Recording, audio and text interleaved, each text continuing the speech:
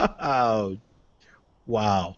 It waited until you were done. Yes. Hey, guys. Welcome to episode 30 of The Weekly. We waited roughly 30, 40 seconds for this thing to kick off, which is why I was goofing around.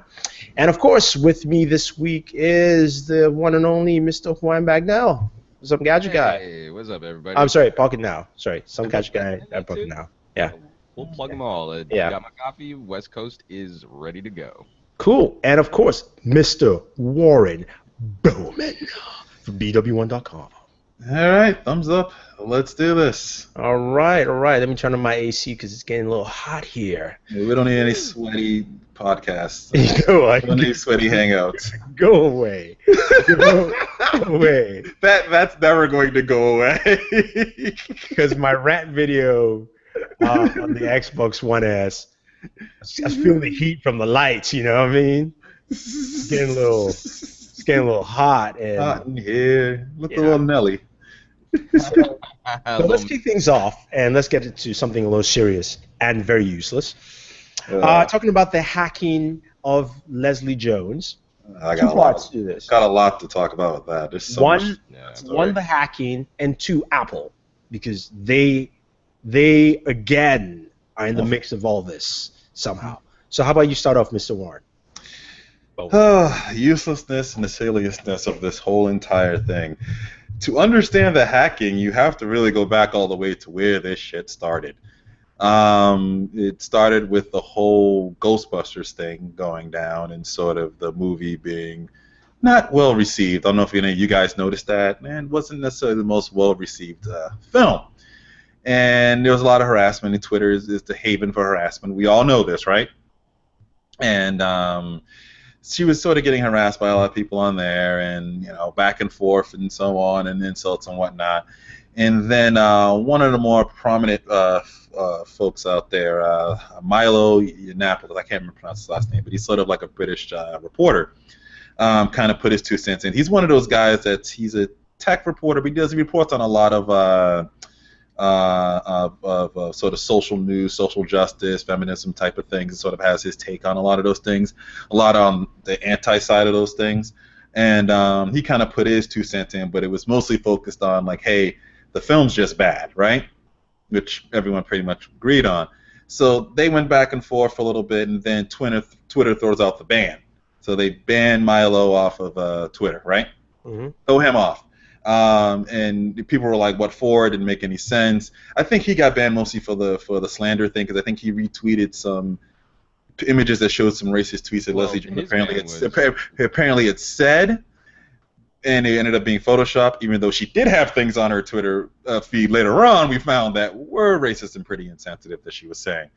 So that just sort of happened that way. Well, his ban was actually more in line with the fact that he was leading some of the groups that were brigading against Leslie Jones. But that's Twitter's official reason for. Yeah, but for Twitter's lying, because that wasn't true. That shit was happening for weeks before Milo even gotten involved in that. That was already going down. That to me was just for them looking for a reason to finally get rid of him, and they found their reason.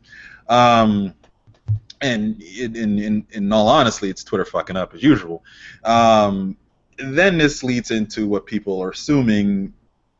Milo fans got upset, got really mad about this. This was led to the hacking of Leslie Jones' iCloud account, which iCloud accounts are probably as easy as hacking Twitter accounts these days. It's not like there's much security on the shit. And it leads to her stuff being leaked out. And this fails on so many different levels.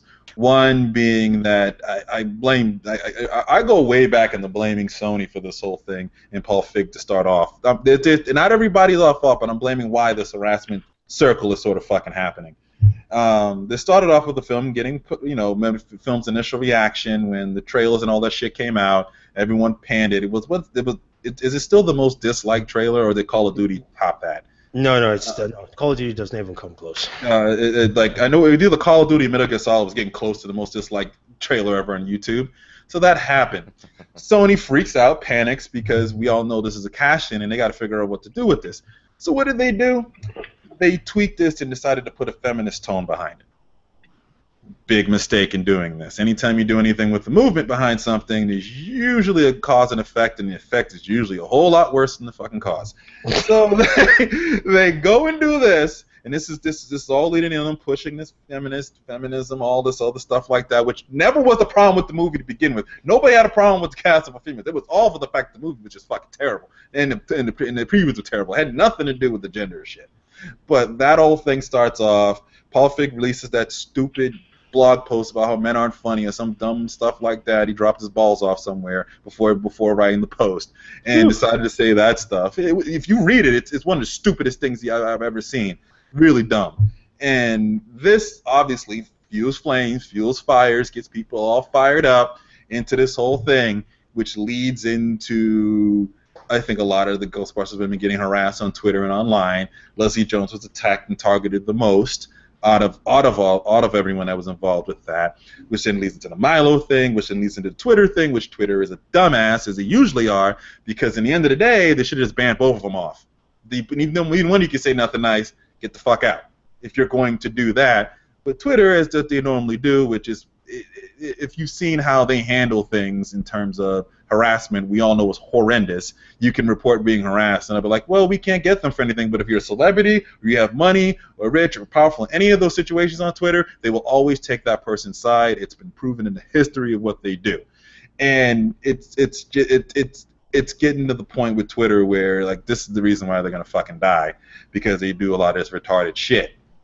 But this is what fuels all these things, to get idiots out there that are going to go and hack her and post her private stuff, which is absolutely wrong to do and is dumb. But it's, once again, iCloud not having great security, which is nothing new. But it's a series of events that leads to this stupid shit like this. And this could have probably not have happened had a lot of this stuff been prevented, a lot of steps beforehand had not have happened. The biggest thing this could have been if Twitter was actually responsible, just ban them both off the platform, and we'd have never heard about this shit again. All right, but so there we go. So, Mr. Juan Bagnell, we've seen Warren take us through a chronological story path. But it's important to know because Engadget left all that shit out and just really went in a very, very regressive left style of saying shit, and you gotta watch out for that shit because it's always a story. It's always a full spectrum. So your thoughts on the hacking, and I'm going to talk about Apple mostly, but I want everyone to touch on. I left that for you because they're useless as hell too. Well, and I guess the thing I would, because I want to maybe stay a little away from some of the more sensitive political issues in all of this. I mean, however Sony and Paul Feig might have gone about trying to drum up business for a movie which ultimately underperformed at the box office, I'm a big Leslie Jones fan, and I think she really got the short end of the stick, both in how this movie was promoted, how this movie was produced, and then the fallout from all of their shenanigans in trying to drum up business from an SJW crowd. I really want people to remember there is a woman who maybe hasn't always acted in the best way possible, but who does when you're in the limelight on Twitter. And people are human, And she is the victim of all this. I think she's a terrific performer. I think she's funny as shit. If you ever catch her, like her scenes in Top 5, I think she's she's a badass motherfucker. And it's really upsetting that I think because of her frame and because of how bold and how brash she can be, that they will turn to her to be the actual female Tyler Perry in movies largely surrounding white casts. She'll be the token, I'm a loud black woman. And that's very upsetting. That's what it's kind of going for, so. Well, but that's just it, is you look at her scenes in Top 5, and you look at some of the things that she's done on SNL, and you can see a much more well-rounded performer than I think someone is apt to use her as when they're coming from the outside. But ultimately, what I want to say, though, is I don't want to lose sight of the fact that this woman has been through some shit over this movie, over these issues, and over the people that have targeted her as some kind of symbol of like left-wing oversensitivity politics gone amok. And I don't think she deserves any of that. Lastly, I guess I would just throw out the question. I mean, we know Apple and iCloud are platforms that are popular, which make them easy targets there. But I'm curious, like what would we expect Apple to do in securing these platforms, or in what policies could they enact that would actually make these types of security issues easier to deal with? Whatever the hell Amazon and Google and Microsoft are doing. Well, but like, no one's trying to hack OneDrive because far fewer people use it. Especially high-profile people aren't walking around with Windows phones. But I mean, but the thing is, that's not just hacking iCloud. They hacked her Apple account because you can't get to the iCloud unless you got the whole thing. Yeah. Right. So I mean, not to throw more shade on Leslie Jones, but isn't this more an issue of like maybe Apple now requiring two-factor authentication? Especially if you're in the limelight, Absolutely. you don't have someone who's working as a publicist or a manager to work with you on this shit. The whole digital persona is just as valuable as the screen time these days. Yeah. So don't we expect, like what, unless Apple forces people to engage in those types of security behaviors, where do we expect the tech side of this conversation to end up at? What would we have expected Apple to do versus what should the consumer be doing to safeguard their own data? Warren, do you want to? Don't worry, sorry. I mean, Sam, do you want to jump in?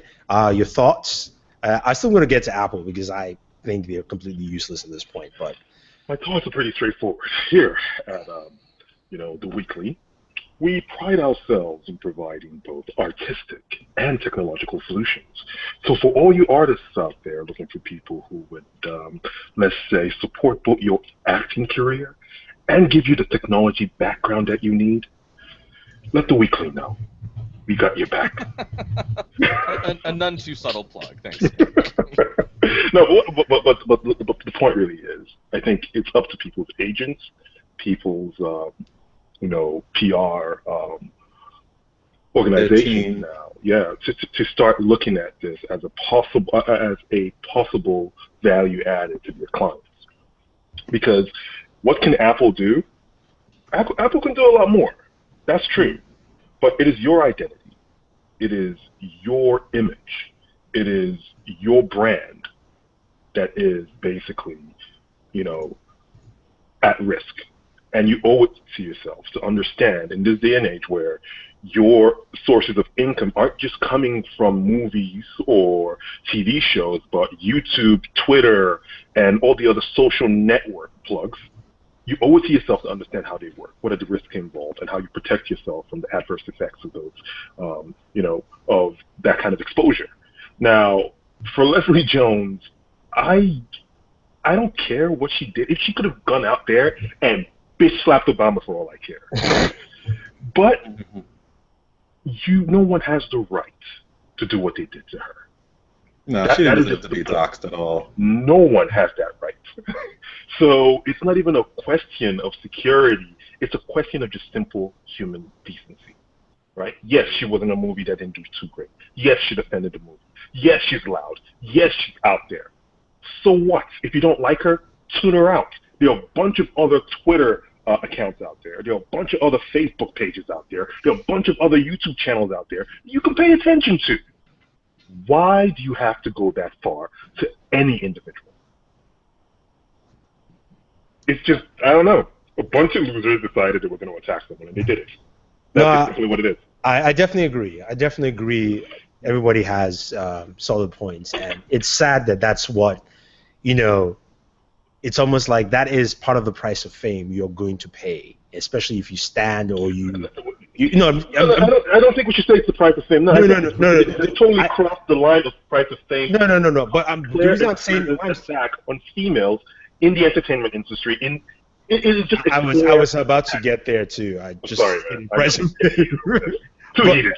But it looks like that is part of what you're going to get, whether you're a woman, whether you're a minority, in that industry, because you're going to be targeted, and especially not trying to add the political climate, but you have to add the political climate to it at this point. I think it's a huge part of why a lot of this stuff happens. So you have this mixed in. Now, on the other half, going back to Apple, this is absolutely stupid. I'm sorry. Like you said, Warren, Amazon.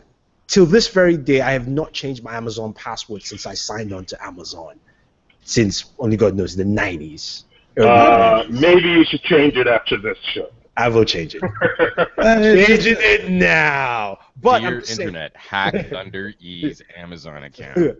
but what Ordered I'm 66 E's Amazon account. Ordered 66. But what I'm saying is that, look, if Amazon is not having this issue on a large scale, if, you know, and again, like to Warren's point, they have to hack your iCloud account, which means Apple is not doing a good job on their own internal security measures. Forget even two-factor authentication. It just means that internally, whatever they use, it just doesn't work. Amazon isn't having this problem with celebrities having their Amazon accounts hacked.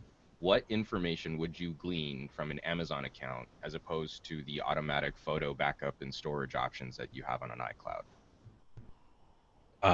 My shopping history.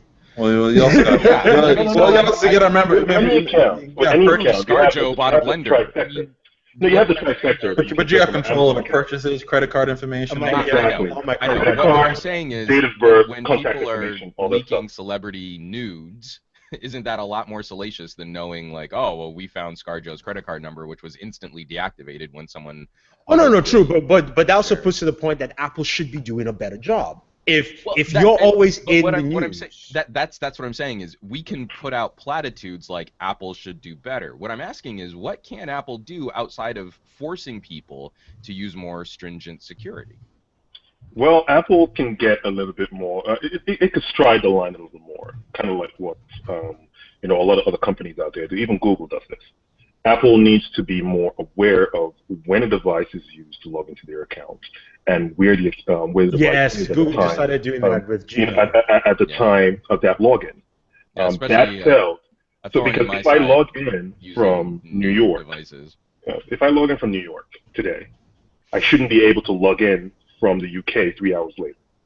Right. That makes no sense. Yeah. So Apple can implement things like that to basically make sure that their security measures, even without two-factor authentication, is more, in keeping with the threats that their users face in this day and age, in the here and now. But like you said, they would have to push it on people. This is a decision that I think needs to be taken out of the hands of users now, because it's clear that users, especially as we've seen celebrity users, are not as cognizant of the threats that they face using social network and using this cloud storage solutions. No, I mean, you're definitely right with taking out the users. Prime example, we all play Division, Ubisoft. Out of nowhere, two-factor authentication. Like, I turn on my machine, they're like, you got to download Google. Like, you just have to do it. And I'm like, all right, fine. They could be the leaders in that, too. Apple could be the leaders in pushing people to two-factor things and getting this more well-known if they push this forward and say, hey, we need to have two-factor authentication on. You need to turn this on to protect your accounts because of whatever reasons. It just adds that extra layer of security. Mm-hmm. And them just sitting back and just kind of going, I don't know, that's only going to last for so long before enough people get frustrated about it and just start screaming. Yeah, but that's what I mean is, like, this is a bit more nuanced than just iCloud got hacked. I mean, it wasn't like Apple servers were compromised. It's what we're talking about is a much more complex issue of human behavior and actually getting people to care about things that are geeky and nerdy to protect their own self-interests is proven to be a significant uphill climb. Yeah. Well, let's move on to another news announcement, mini uselessness, I guess you call it. So, in the wake of T-Mobile's announcement and also people realizing that T-Mobile and also Sprint are capping your data, we talked about that last week in terms of tethering and streaming video. Sprint has come up with a second-tier plan called Sprint Unlimited Freedom Premium. So remember last week they announced the Sprint Unlimited Freedom, where if you paid $60, you get unlimited data, except tethering, and of course your video is capped at 480p. With Unlimited Freedom, users will now pay $80 for full HD access and $140 for 2 lines. So you get $20 off if you have 2 lines there. So thoughts on Sprint's new plan and trying to skirt away and giving you something that's still cost effective. Like the question I have is, how is this different than the add-on for premium streaming on T-Mobile? Isn't this just kind of the same thing, only? It is the same thing except it's cheaper, I guess you could say. Yeah, that was like with the same thing with their unlimited freedom plans. Is that they priced $10 less than what? Yeah, it's the same thing. That's why I put it as a mini uselessness after. Unlimited freedom, basic. Unlimited freedom premium. Doesn't make sense. Unlimited freedom, limited. Yeah, Unlimited freedom, moderate. Okay, unlimited freedom. Okay, whoever is in the marketing team for these companies, T-Mobile and Sprint. I mean, think about it. Like you said, unlimited, right, means forever. Freedom means nothing can stop you, but then there's a basic at the end to this. Right. I mean, if you have freedom, your freedom should be somewhat unlimited, except for when it's premium freedom. Yes. Okay. I guess in Sprint's mind is unlimited freedom is like you being on planet Earth, and then premium means like you can explore the solar system, right? And then Galaxy version pushes us out of the galaxy, if I'm not mistaken. I don't know. For me, okay, so to go to a buffet kind of analogy, you can go to a buffet and have unlimited chicken wings. You have the freedom to sit anywhere within this particular table. You can take any of the 5 seats, and then premium comes in. Oh yeah, now you can have those Szechuan chicken. Oh yeah. Oh yeah. Now you have 2 items instead of 1. Unlimited freedom, premium. Dumbasses. Anybody wants to add to this before we... No, so you know what really gets me on this though is they still don't. Okay, so we might be joking right now, but let me just get a little serious for instance here, right? Most of our devices right here, right? We have 2K and 4K displays, the newer high-end devices. Yeah, 2K displays. Yeah, right. So for 2K displays, there is no plan out there right now where you can go and watch video at the highest resolution that your phone can support. That's why no, Galaxy is coming, man. Relax. Just so they know that, like all these plans, even with unlimited premium, unlimited freedom premium, it is still capped at 1080p. Oh wait, no, except T-Mobile's when you do that $25, you can stream up to 4K. No, 4K. It says up to 4K. Up to 4K? Oh, yeah. $25. I'm sorry, $25. Yeah. You can stream up to 4K. Yeah. But that's ridiculous, man. It's like, okay, you pay one thing to get 480p. I thought it was 420 before, but I guess 480 because it's not quite the standard. It's 480 plus. 480 plus. Sorry. It's complete bullshit. It's them marketing unlimited plans, limited plans as unlimited, using unlimited as a marketing term. Yeah. They almost should have the FCC called on them for this dumbass shit. Because this is misleading as hell. Oh, but did you see the graphic they put out there, the information they put out there? At first they give you like, oh, it's $60 for our unlimited freedom. T-Mobile One, just a basic plan, $70. I'm like, okay, that's true. Now let's look at the next one. Oh, for our unlimited premium is unlimited freedom premium, $80. Okay, $20 tack on. T-Mobile's one plan with the added feature, $95. I'm like, where the fuck did you get $95 from? Like, seriously, $70 plus $15 equals $85. It does not equal $95. Okay, I'm just saying. Taxes and hidden fees of some sort. See, what you're doing is you're comparing the 4K add-on with their 1080p and saying, yeah, it's more expensive. Look, it's $95. I'm like, come on, Sprint. Come on, we see you. I mean, it's the way it is. Anyone else want to add before we move away from this specific uselessness? The Sprint. Okay, all right. Moving on to something that we all might like, at least most of us have seen, except I think probably Sam. Android 7.0 came out this past week, and thoughts, people, thoughts. Juan, have you had time to play with 7.0? Yeah. So we did coverage on, where is it? I don't love this phone, so I always keep it buried. Here it goes. On the Nexus 5X. So I don't have the Nexus 6P. Threw Nougat on there, played around with it for a bit. What I really like is I like Google trying to pick up on some of these features that I really like from manufacturer skins, that it's taken a stinking long time for it to be baked into stock Android. So little things like when you swipe the notification shade, you don't have to do the two-finger swipe or the double swipe to get to your quick actions. 5 of those line up on the top bar just from that single swipe, so you can always get to things, your commonly used actions quickly. And then also just that it took Google this long to get to split screen multitasking, but I'm glad it's finally here. Other things in the OS, this isn't such a radical or dramatic departure from previous builds of Android, but just nice little tweaks around the sides. I just wish that there was a native dark theme built into Android.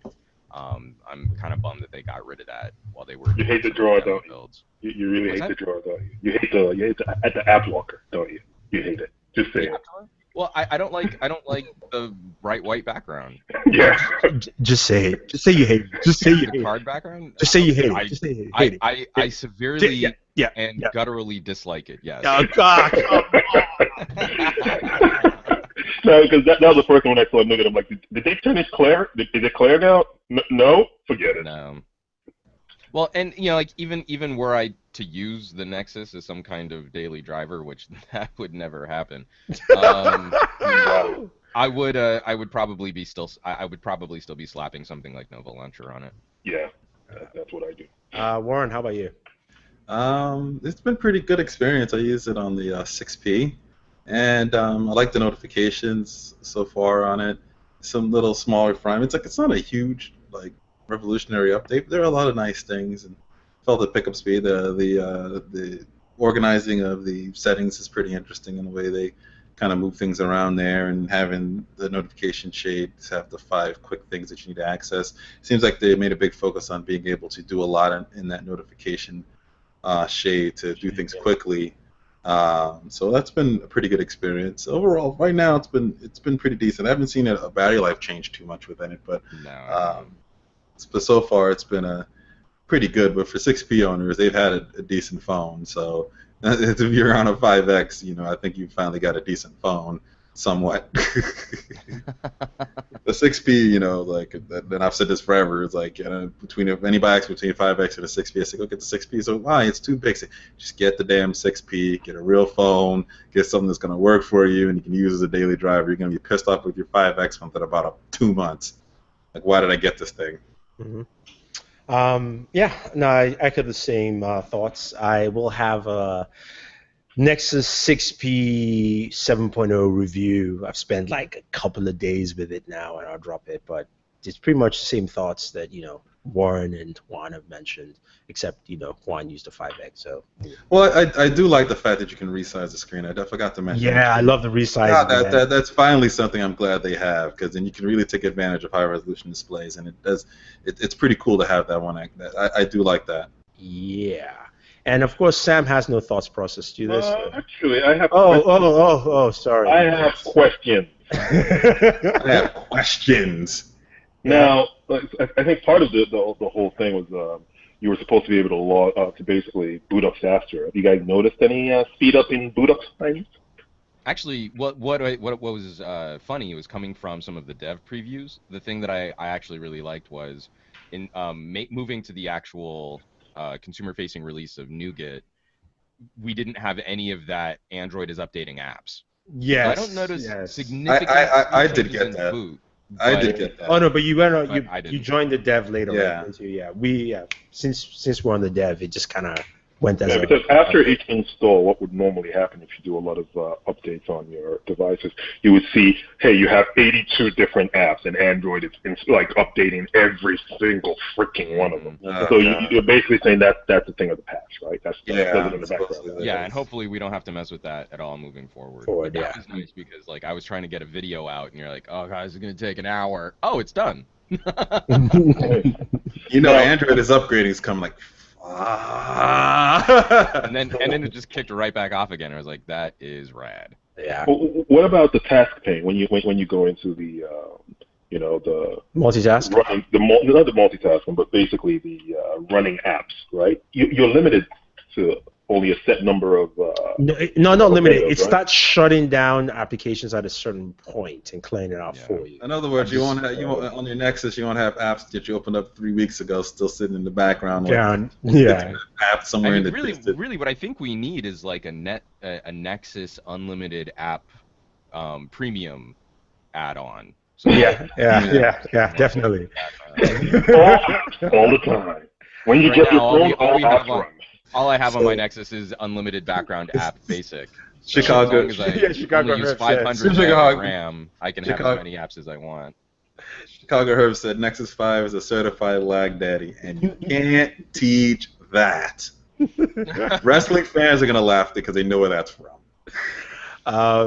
But yeah, so far it's good.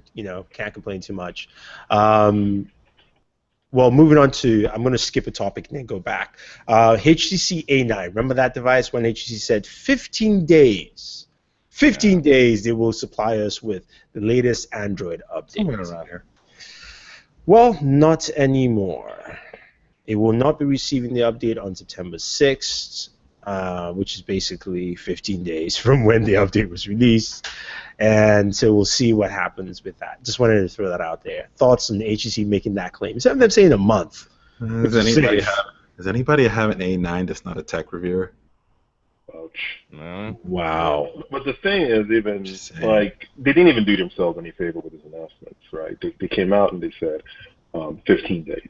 Okay, that's pretty nice. That's hopeful, given the fact that maybe they do have, the SDKs beforehand to work on in-house. But then when the announcement came out, they wouldn't be doing it in 15 days. They're like, sometime fourth quarter 2016. Seriously? You go from solid 15 days to sometime in the fourth quarter. During Well, the Chinese actually, New like- Year of the dragon. But isn't the bummer for HTC the fact that like they're actually doing a pretty good job? It's just that they set a standard for themselves, Unrealistic that they standard. couldn't reach, and now that looks like a bad thing. Like, don't we think it would be sad, or because wait a minute, is it that the A9? Do we know that has it gotten the upgrade yet? No. No, it's not And we good. don't know when it's coming. Yeah. Sometime in the fourth See, quarter of 2016. This is But what what I- HTC but- said. but- Let me just read out what these things. No. But what I'm saying is like, a phone like the A9, which to Warren's point, no one has but us tech reviewers sitting in a bookshelf gathering dust right now. That will probably get nougat before a really hot Galaxy S7 or an S7 Edge. Like it took the Note 5 9 months for carrier branded versions to get marshmallow. And that to me is like, well, we should still say like, hey, good job HTC if they can get these updates out quickly. It's just you need to work on your marketing if you're over promising and under delivering. Yeah. No, I definitely agree, but I'm just saying that when it's all a matter of you putting yourself in the corner. You said 15 days. So if you told us it's going to be out in the next 60 days, if you give a number, like you got to have things in perspective. When you say Q4, even though Q4 is literally around the corner, most people think of it as like, oh, whoa. End of the year could be like December 31st. First, yeah. It's far away. It's far away. December 31st in Hawaii. So yeah, you could have that. So anyway, moving back to another device that is getting Android nougats. LG V20. New renders are out for the device. LG's having the event on the 6th. Is there any excitement for this smartphone, or do we just feel that LG might be in the same rut that they put themselves in? Everyone in the branch right now, iPhone. Now the Galaxy's out. They're just waiting to see the iPhone. I'm still holding out hope for the V20 guys. I think there's still potential for that phone to be a nice little budget market disruptor against The Galaxy specs look S7 amazing. edges. I mean, the specs look good. I'm just saying I think the social conscious right now is what's coming out. This phone's absolutely gonna get tanked. And in fact, like, I'd be very surprised if LG even has like a full proper international release for this thing, like the V10. I think we'll get some weird chewed up like Australia get it, but Japan doesn't. Like weird division of markets, which again I think is just gonna hurt the brand. And I wouldn't be surprised if Phone it's out, on. you let people buy it. I wouldn't be surprised if it's only like Verizon and AT&T may get this thing, or like not I all think four hit it. LG doesn't seem to have much confidence in their own product, so I think this phone's gonna sell super poorly. But the V10 wasn't necessarily a barnstormer, and I still think it was one of the best phones of last year. So I'm still holding out hope that that's what happens here too. I don't necessarily turn to those sales numbers to decide whether or not the phone is good. I think there's every opportunity for LG to fix what we didn't like about the G5 here. So that I'll be happy. I hear you on that, but the problem is LG has not seen the value of their own product, meaning that this could be their own Note. This could be their second device in the two device strategy to do it properly, but they are not doing that. Well, you gotta have the first indication. You gotta have the first device sell something. Oh, at least make this the first device to be part of the two. Whatever the case may be. But one of them's got to sell before you can have the other. Yeah, fine. This one should sell, but it's not going to. And so for me, it's, the device size is too big. One of the things I like about the Note, that even though it's 5.5 or what's the exact number of the Note? 5.7. 5.7. So it feels like a 5.5 because design trimming makes this thing feel very comfortable compared to my S7 Edge. So that refinement, I don't think is there. I don't think LG is there because it looks like they're going to struggle with trying to make sure that. Right, but again, like the V10 wasn't as nicely refined as the Note 5, but it also came out $200 cheaper. and sold how many? Well, 2 million units less. Is LG as a brand was still recouping, because the G4 was probably the better seller, and then their brand took a hammer because of the boot looping issue. Yeah. The larger screen solutions from LG have always been problematic. We went from the Optimus G Pro to the Flex. Yeah. The Flex completely underperformed, and then the Flex 2 was just another same size as the G. So they've always had problems with bigger screen devices. And so the V10 was their first step. And what do we say about first steps into new markets? It takes time to build up that cred.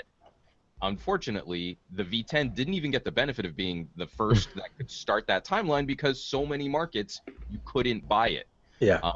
And they're going to do this. I'm willing to put money down that they do the same thing here. Well, we want to slow play this. Well, then it's going to take you 3 times as long to build up an audience of people. Who slow play? Like, God, I'm going to slow play the sales of my phone that I spent millions of dollars in making. You got to get them out. You got to get people on the ground. You've got to get these phones in people's hands. And witty little ads featuring Jason Statham and a bunch of different makeups isn't going to convince people to buy your phone. Why didn't they use what's his name that they partnered with last year? Any of those commercials? No. See, I've got a better idea here. You know what I'm talking about because I know, yeah. The website. Jason Gordon-Levitt. Yeah. He's a perfect candidate to use. Oh, they're using him for the V20 too. Yeah. Record Joe is doing another campaign for the V20. Yeah, but he's not in any of the ads. No, he's not in the ads. But this is the thing. This is what you do. You do that. But seriously, and I'm not trying to say this for myself because I'm a YouTuber as well as us. But this is a camera phone. This is a capture device. You get influencers. It will cost you less than Jason Statham if you pack 100 influencers to push this to device. And you say, this is the smartphone for you to do. And then tie that with Jason Gordon-Levitt and you're golden. It will sell much better and you spend less money than you spend on that one ad.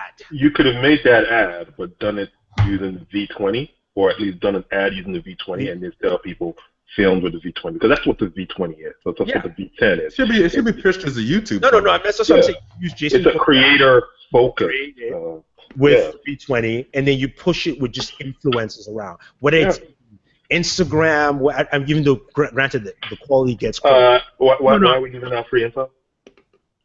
This is the part of the show again where we give out free advice that you never pay us for.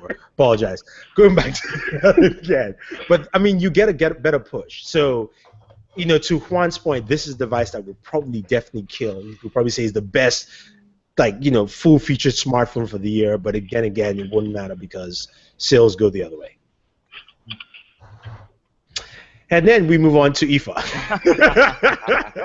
I mean, ultimately, though, this is the phone. This is one of the last phones of the year that I'm excited to check out and excited to try. So it's every opportunity for LG to prove me wrong that they've lost the plot. So. That's what we kind of have to wait and see. And if we get, again, one of those really great camera experiences that can lay that out, and we get some better word on what this whole quad DAC thing is. With Bang & Olufsen? One of all the best. kinds of DACs.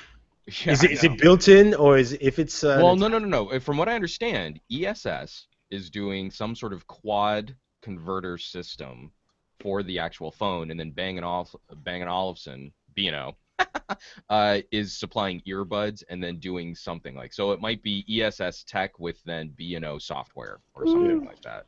I don't know that B&O has specific hardware built into the phone. Because that's the thing. It's not. It sounds as though B&O, the way to make it sound, B&O headphones. B&O is the one that put in the the hardware. But it's kind of telling. I think you're right because it says it's B&O Play hardware. Yeah. So that might just be the headset. You're right. Well, and then also it's the same thing that they did with the V10, where the V10 in certain international markets came with some killer AKG earbuds. Yeah, I remember.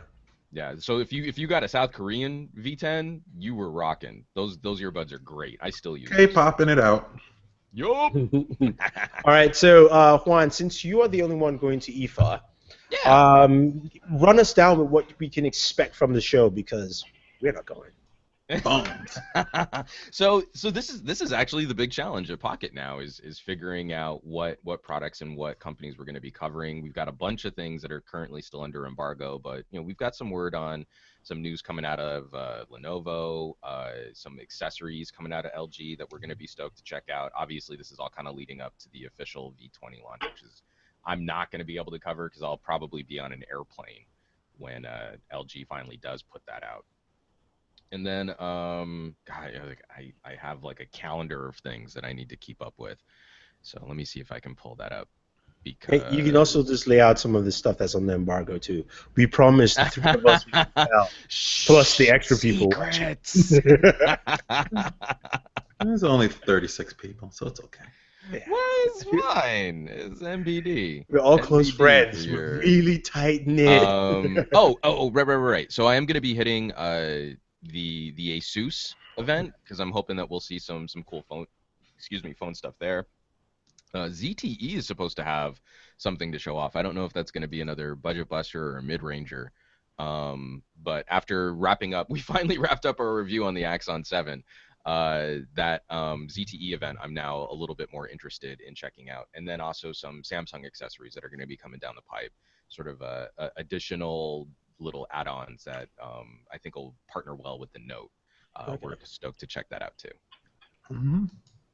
All right, cool. All right, let's move away from that. Now we've got IFA all down. And get into some news. So it looks like Facebook Live is picking up some steam. Now you can broadcast your Blizzard games right now via Facebook Live. So Facebook is trying to attack some of that Twitch market share. What do you think? And this is a good partnership with Blizzard. It's a nice company to, if that has a big fan base. So what do you guys think? No, I think it's a great decision. I think even for people who don't like to broadcast on Twitch, it has the appeal of sharing with your friends who probably play the same game. They're tired of getting doxxed on DDoC on Twitch. They go to Facebook, we're going to be just semi more normal people. Yeah, no, it might have that appeal for people who just want to, share. Hey, this is the cool thing I did in the game. Actually, once I saw that icon pop up on my Battle.net launcher, I basically put in my information. I actually streamed like 5 minutes of World of Warcraft. It was actually very easy. Really? Very easy. You already did that? I didn't even know. I saw it on his Facebook pop up. Yeah. I just did like a quick 5 minutes of World of Warcraft. Might as well go watch some Sam play some World of Warcraft right now. It's boring. It's just basically me starting dead, ending dead, end of story. Yeah, it looks like that. Exactly. Oh, yeah. Nah, never mind. Skip. Yeah. Yeah, but it's very easy to get into. It's very easy to get into. So I think people who actually play. So I think the really big audience for this would be the guys or the people who play things like Overwatch. Storm. No, that's Overwatch and what's it called again? The other game they have. Battle of the Storm. Heroes of the Storm, which is kind of like their Dota. Dota style game. Or actually, it's kind of funny that Dota is actually styled after a Blizzard game, but now Blizzard has a game that's styled after Dota, whatever. But yeah, it's the people who play those kind of games. It's really big for them. I'm hoping I hope it's something that catches on, because people who play World of Warcraft, they like to tell about the hard-earned loot that they got. So put it out there, and people see Tell the tales so you will sing the songs of my glory. Yes, I fought the fiery god, and I got a loot. Yes, a loot. Oh, what an age to be a nerd. I love Yes, it. yes. And the final news segment, this one I'm sure Sam can relate to quite well. So the DLC for The Division, the next DLC, is delayed because they are trying to fix the basic game. Yeah. So, I mean, so Sam, could you explain more of that, because you play more than I do, and I just mistakenly deleted my character that I'd spent over 30 hours on. So, How, Sway? How? It's a long story. It's a long story. Don't worry. Well, I guess I should just read up maybe one or two of the fixes that are part of the backlog of fixes, right? One, first aid collision. Basically, your first aid doesn't work as it's supposed to, which is you can't heal yourself properly. I'm dying. I'm dying. How? Another one, missing reward. Yeah. So you play a game and you get missing rewards, and that you don't get the loot you're supposed to get at the end of the game. Yeah, that's okay. That's all right. That's all right. Frame per second drops on PC. Yes, the game is so badly optimized that you can basically go from like a constant 60 frames per second to all of a sudden in one part of the map drops down to 40. No reason whatsoever. So that's something that needs to be looked at. But the one that really takes the goal, floating weapons. Oh yeah. You're shooting at an NPC, and all of a sudden you just see the NPC's weapon just like floating all over his head. I'm like, what the heck is going on? He's possessed. Things like they're also going to be fixes for things like enemy difficulty, NPC difficulties, because it's a little inconsistent, and you notice it anytime you play the game. Sometimes of the days there are a lot of people playing. If you get with the right team, you can do one or two missions, and then all of a sudden the difficulty for the game just like shoots up exponentially. Oh, yeah, you're like, yeah. what's going on here? Like, this is not how it was. Like, The funny thing is that I'll join them and they'll go like, "It's gonna be easy," and then we get in there, they're like, "What the fuck is run?" Yeah, no, it's a very weird kind of difficulty leveling that they've kind of brought in. So there are a lot of things that need to be fixed in the game. There's no way that I would say the game is in any way, shape, or form a finished product. This looks like a game that is truly in beta, but the game is a compelling game. So I am glad that they're taking time to actually fix some of the issues. Now, it means that we're going to get some of the DLCs a little later, so they're moving. So the third DLC that we're going to release, I think it's called Final Fall or something like that, is going to be moved to the space for the fourth, and then the fourth DLC is going to be moved to next year in 2017. If you can fix the game and get to a place where you stop hemorrhaging users and you can attract some of those users back, because this game was one of the most highly anticipated games for 2016, and it's still a great game to play. It's just the team dynamics work very well. So if they can fix the issues, I think they'll have a solid, compelling game going into 2017.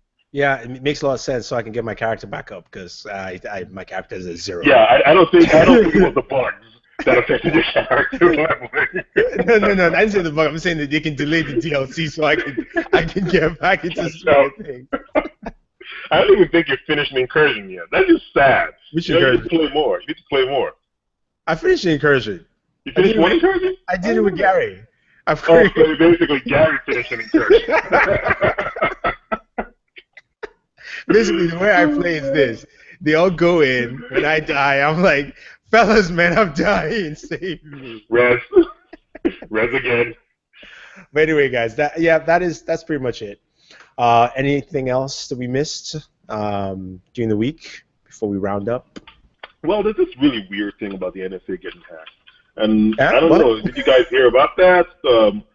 I really can't tell if it's true that the NSA got hacked or not. Because I'm reading this report, and we have people like, I think NBC, the Associated Press, and a bunch of other people saying NSA was hacked. I'm like, okay, that's interesting. But when I read this, it doesn't sound as though the NSA was hacked. It sounds as though someone hacked another group that was responsible for, I guess, the delivery of bitcoins, and it had nothing to do with the NSA servers. No actual NSA servers were compromised. I'm like, what's going on? So a part of that story, and you're right, Sam, this is where it's getting really confusing, is with those other groups that got targeted, they seemed to have been compromised by using NSA tools to do those hacks. And the only way that they could have gotten those tools is if the NSA in some way had been compromised. So again, thanks mainstream media for confusing a slightly more nuanced tech issue than NSA got hacked. Oh, so basically NSA tools were leaked. Were leaked. Okay, now that's a little bit more scary. That's scary, but that's different than just saying the NSA. You know, the one computer at the NSA got hacked. You know, like that doesn't mean anything. It's just a salacious way to sort of start telling this story when really what we need is like some actual journalism to go and investigate what happened. But I look at the NSA situation as a reason why I would maybe side with Apple in their recent issues with encryption.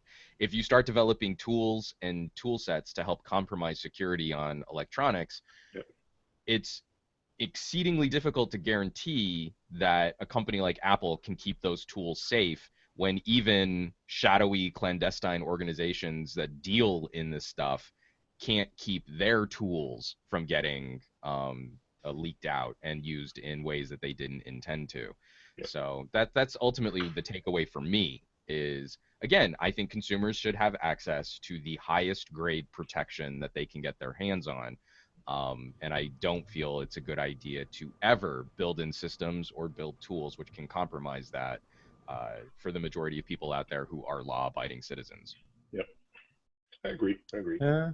Thanks for clarifying that, because I was like, what's going on here? I don't but the reporting on this was an absolute clusterfuck. It epic proportions. Well, it gets a 0, as it usually always deserves when it listens like this.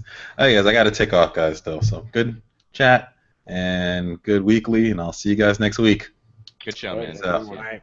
Good. Yeah, that's pretty much it. So check out Mr. Warren Bowman at BW1.com as he leaves off. So Juan, what can we expect from you next week, and what did you have on the channel this week? So, I also heard you're looking for a new camera. Bam. Yes. So I am shopping a new camera. I'm slow playing this because I'm still holding out hope that maybe some camera body at the end of this year might drop UHD at 60 frames per second. I really want that. So I don't know that I'm going to jump on a new camera right away. Which camera body are you talking about? Well, that's just it. There aren't any APS-C size sensors that do that, and I don't think there are any full frame sensors that do that. But there is a Panasonic semi-pro camera that can do UHD at 60 frames per second. Oh. So I'm hoping that by next year, or the end of this year or early next year, we'll start seeing some of these mirrorless bodies start adopting that too, especially once H.265 compression becomes a bit more. Wait, Sam, no, the NX1 doesn't do that. No. Nope. No, it doesn't do it does. 60, 30. The NX1 is capable of up to 120 frame per second 1080p. Yep. But it maxes at 30 frames per second for UHD and 24 frames per second for Cinema 4K.